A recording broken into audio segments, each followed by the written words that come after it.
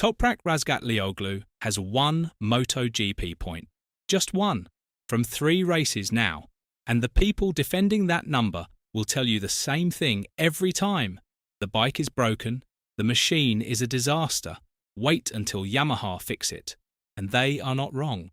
But there is a number inside that defence that nobody wants to look at directly. On the same broken bike, in the same broken situation, Fabio Quartararo is still the reference point.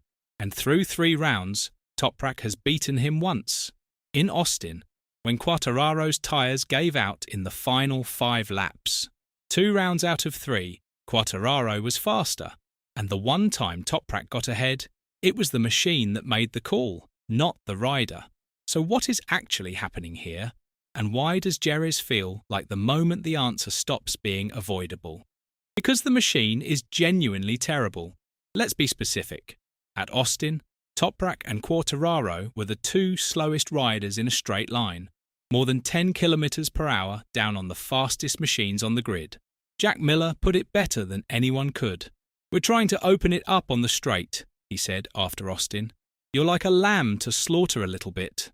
That is not a rider struggling to adapt. That is a rider trying to race on hardware that his own engineers cannot fix. And Toprak has been doing all of this while unlearning 8 years of superbike muscle memory, adapting to Michelin tyres he has never raced before, at circuits he is visiting for the first time on a prototype. And on top of that, Yamaha had engine problems from the second day of pre-season testing. The entire team had to stop running at Sepang due to mechanical failures. The bike context is real, but the bike context is the same for Quartararo, and Quartararo is still ahead. Let's look at what has actually happened round by round, because the picture is more complicated than the results suggest. Thailand, 17th first MotoGP race ever, over 8 seconds behind Quartararo in the race. Brazil, into Q2 directly on Friday in mixed conditions, which was impressive, then 9 tenths behind Quartararo in qualifying after crashing in FP2. That Brazil Friday is worth holding on to, because in dry conditions on the same bike, Quartararo was significantly faster. The mixed surface levelled things in a way that Jerez will not. Austin finally gets ahead, 1.5 seconds clear at the flag. That was the moment. That was what everyone pointed to. But let's look at how it actually happened. Toprak didn't overpower Quartararo. He waited. He held on through the middle stint while managing his tyres better. And when Quartararo's rubber dropped off a cliff in the final 5 laps, Toprak was there to take it. Quartararo confirmed exactly that afterwards. "My tyre dropped massively in the last 5 laps," he said. "Toprak was a bit more consistent. He was riding really smoothly." That is not beating someone. That is surviving longer on the same broken package. And Toprak knew it. "I am happy, but not really," he said after Austin. "We were 25 seconds off. I'm first Yamaha, but we lost a lot. So is the progress real? Yes. But is it the kind of progress that answers the question the benchmark is asking? That is harder to say. And this is where it changes. Because the internal benchmark is not just a measuring stick for his adaptation, it is a signal about something harder to ignore. Quartararo built his entire MotoGP reputation on extracting the maximum from underperforming machinery. That was his identity for years. The man who finished 2025 with 201 points while his 3 Yamaha teammates combined could only manage 190. And right now, on the same broken bike, Toprak got ahead of him once. On tyre management, in the final laps of Austin, everything else has gone Quartararo's way. Does that tell you the bike is the problem? Of course it does. But it also tells you something else. I think that is the number the paddock is carefully not saying out loud. The bike is the excuse, but Quartararo is the evidence. So here is what makes Jerez genuinely different from every round that came before it. Yamaha's engineers flew back to Japan during the April break. Miller confirmed it after Austin. The whole operation heading home, working through the break, hoping to bring something better to Spain. Hoping, not confirming, not guaranteeing yet.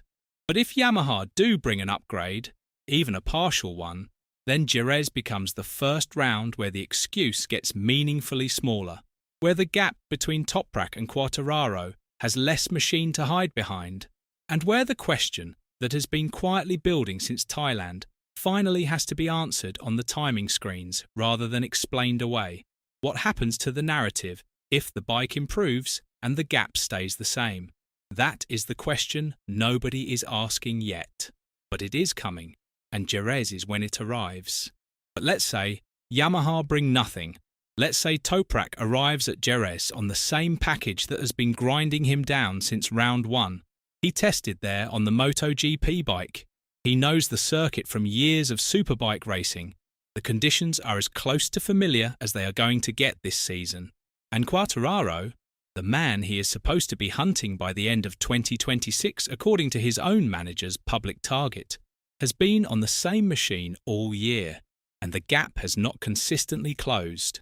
So if the bike is identical and the circuit is familiar, and the conditions are as favourable as they get, and Toprak still cannot put clear distance between himself and Quartararo in qualifying, in race pace, in something the timing screens can show, what does that mean? It means the learning curve story becomes very hard to keep telling, not because the bike is fixed, because the excuses have run out of road at the one circuit where they were supposed to matter least. Make no mistake, the progress is real and the challenge is genuine. Round by round, the adaptation is tightening. Quartararo himself praised Toprak after Austin. Not just today, but all the weekend, he said, "I'm really impressed." And the man himself has never once looked for exits.